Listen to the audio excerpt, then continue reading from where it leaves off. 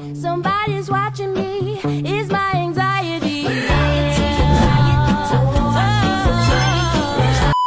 Beli owner, tengok ini video sampai habis. So korang nampak dia original, dah banyak boring, design dah lama sangat.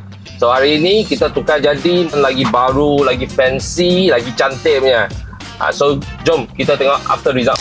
Okay guys, so ini Bentley selepas pasang, you boleh tengok dia Android player dah jadi besar macam Tesla sudah.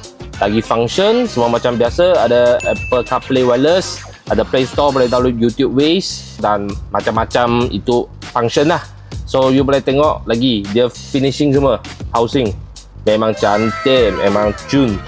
Lagi ini housing pun kita tukar sekali. So you boleh tengok dia punya wood punya color lagi cantik. Alright. Lagi dia ada next project ialah ini digital meter.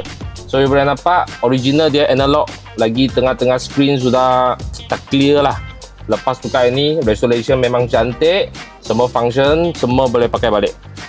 So ini meter you boleh nampak dia lagi fancy, lagi modern, lagi lawak. Lagi dia memang smooth, jangan risau ada lagging ke, delay ke, tak ada. Dia memang smooth dia. Okay guys, so ini ialah hasil dia.